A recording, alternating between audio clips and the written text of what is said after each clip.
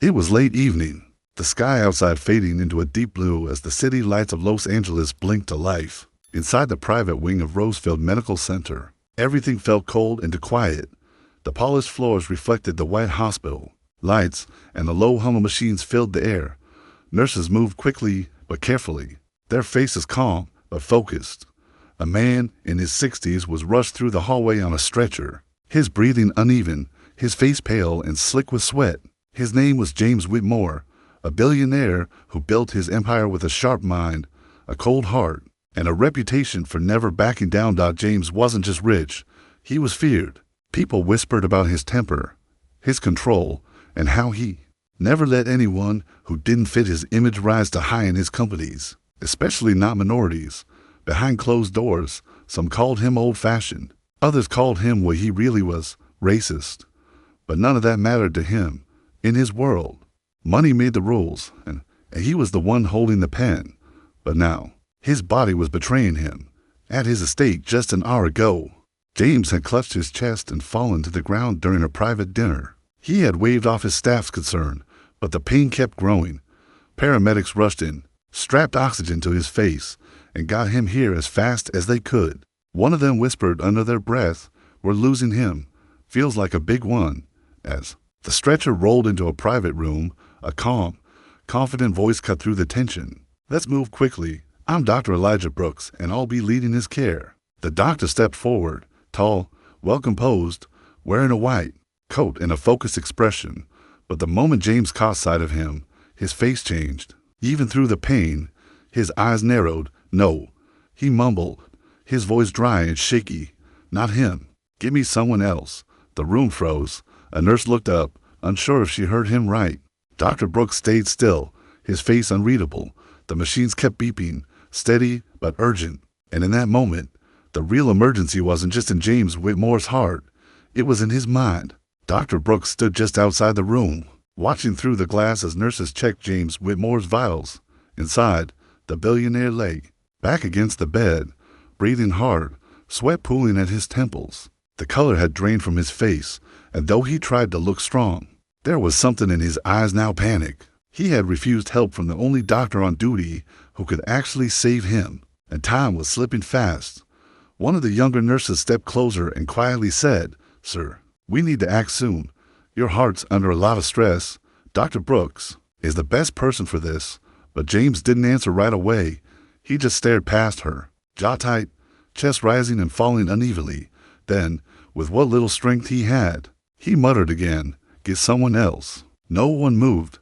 The nurses exchanged looks. The pressure in the room was growing. The machines around him beeped louder, picking up the changes in his heartbeat. Even with everything going wrong inside his body, James was still clinging to control still, trying to decide who was allowed to save his life.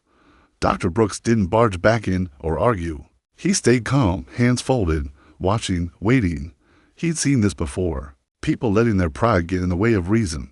Sometimes it ended badly. Outside the room, a senior nurse approached Dr. Brooks with worry in her eyes. "We're running out of time. If we don't act soon, we might lose him." Dr. Brooks closed his eyes for a moment and let out a slow breath. He didn't need to be reminded what was at stake. But this wasn't just about medicine anymore. It was about a man's mindset and how far he was willing to go to protect it even if it killed him. Back inside, James groaned and shifted, the pain growing sharper by the minute. His hand reached weakly for the call button, but stopped halfway. He could feel it, something inside him giving out. But still, he said nothing. Not yet. Not while the face in the white coat belonged to a man he'd spent a lifetime believing was beneath him. The room had gone quiet except for the rapid beeping of the heart monitor. James Whitmore's chest tightened again, worse than before. This time, the pain wasn't just sharp, it was unbearable. His fingers curled around the bedrail, knuckles turning white as he gasped for air. Sweat dripped from his forehead, and his whole body tensed like it was trying to fight off the inevitable. The nurses rushed to his side. One of them shouted for help, her voice tight with urgency. His heart rate was spiking, and they all knew what that meant. He was going into a full-blown heart attack. Outside, Dr. Brooks heard the alarm and didn't hesitate. He pushed through the door and moved straight to the bed. His eyes scanned the monitors, then went straight to James. "You're in trouble," he said, voice low but steady. "Your heart is failing. We need to act now." James looked up at him, barely able to speak. His lips moved, but the words weren't coming. Fear was all over his face now, real fear. Not the kind he could hide behind a strong tone or cold stare. Dr. Brooks leaning closer. "There's no one else here who can do this. If you wait even a minute longer, you might not survive." James tried to speak, his voice just a scratch in his throat. "Why can't you just get someone else?" he croaked. But he already knew the answer. There wasn't anyone else. It was this doctor, or it was the end. Their eyes met. Dr. Brooks didn't flinch. He didn't show anger or judgment, just urgency and focus. James, still holding on to what little pride he had left, looked away. Another jolt of pain hit, harder than before. At this time he cried out. The monitor screamed. The nurses moved faster. Finally, through clenched teeth, James whispered what they had all been waiting for. "Do it." Dr. Brooks didn't waste a second. He nodded sharply and gave the first order. "Prep the cath lab. We're going in." The room snapped into motion, wheels squeaking, feet moving fast, voices giving short, clear commands, and as they rushed James down the hallway, everything he thought mattered, power, image, control, faded behind him. All that was left now was survival. The bright lights above him were the first thing James saw when he opened his eyes. Everything felt slow and heavy. His chest ached like someone had pressed a boulder on it. The pain wasn't sharp anymore, but it was still there, a deep, dull pressure that reminded him he was still alive. The room was quiet now. Just the steady beep of the heart monitor and the soft hum of machines filled the air.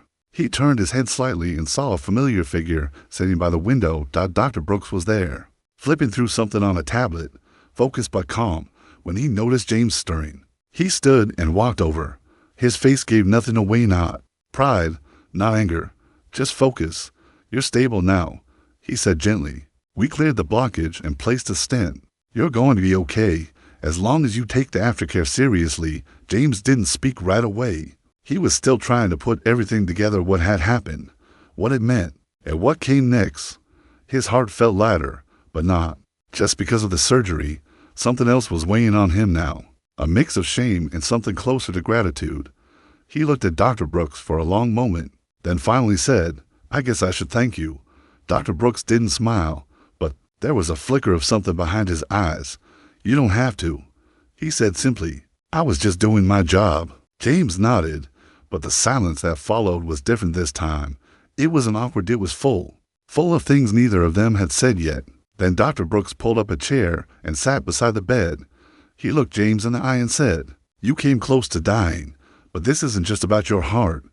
It's about how you see people, how you see the world. Your pride almost cost you your life." James looked away, jaw tight, but he didn't argue. The words cut deep because they were true. For the first time in a long time, James Whitmore had nothing to say, not because he didn't want to speak, but because maybe it was time he started listening. James lay quietly in the hospital bed, staring at the ceiling.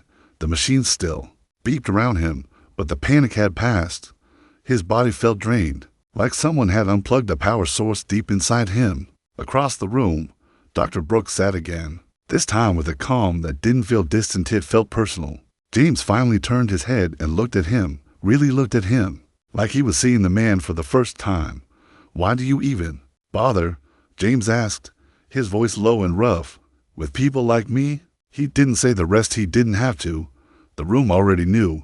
The judgment, the insult, the refusal, all of it. Dr. Brooks leaned back slightly, thoughtful. He didn't rush his answer. "It's not about you," he said quietly. "It's about everyone who comes after you. If one person changes their thinking because of this, then it matters." James blinked slowly. That answer wasn't what he expected. There was no anger in it, no bitterness, just truth. Then the doctor told him something that James didn't ask for but needed to hear. He talked about where he came from, a small town, a tired school, a mother who worked 2 jobs, and a father who kept the lights on with his hands covered in grease. Dr. Brooks spoke about being told he would never make it, that kids like him didn't become doctors, but he kept going anyway. "There were days I thought about quitting," he admitted, "but I didn't. Not just for me, but for everyone who said I couldn't." James listened without interrupting. He didn't feel the usual urge to defend himself or make a joke. For once, He wasn't the center of the room, and maybe that was okay. He saw the man across from him not as a doctor, not even as the person who saved him, but as someone who had fought to be here, and had every reason not to bother helping someone like him. Yet he had, and that realization sat heavy on James's chest in a way that no heart attack ever could. A few days had passed, and the worst of it was behind him. James could sit up now. He could breathe without help, but there was something in him that still felt heavy, like unfinished business pressing down on his chest. He asked the nurse quietly, "Can you get Dr. Brooks? I need to speak with him." She nodded and left without saying much. A few minutes later, the doctor walked in, calm as always, holding a clipboard. "You wanted to see me?" he asked. James looked down at his hands for a second, unsure of where to start. He cleared his throat. "Yeah, I owe you an apology." His voice cracked a little. "Not just for what I said, for what I believed, for how I acted." Dr. Brooks didn't rush to respond. He stood there for a moment, then gave a small nod, acknowledging that takes something. He said, "Not everyone does." But James wasn't finished. He looked the doctor in the eye and said, "You didn't just save my life. You showed me how small I've been living. I built walls around myself my whole life. Thought they were keeping me safe. Turns out they were keeping me blind." His words were slow, not because he didn't know what to say, but because he meant every bit of it. Dr. Brooks finally sat down beside him, no judgment in his face. "Change doesn't happen overnight," he said, "but it starts somewhere, and this is a start." James nodded, not with pride, but with something new, something quieter. "I want to do better," he said. "Not just talk about it. I mean, actually do something that matters." The doctor didn't smile big or clap him on the back. He just looked at him with calm eyes and said, "Then do it, one step at a time." And for the first time in a long time, James felt something honest rising up inside him, not fear, not guilt, but clarity. He couldn't fix the past, but maybe, just maybe, he could still shape what came next. Months later, James Whitmore stood on a small stage in front of a quiet room. It wasn't one of his usual business events filled with suits and handshakes. This was different.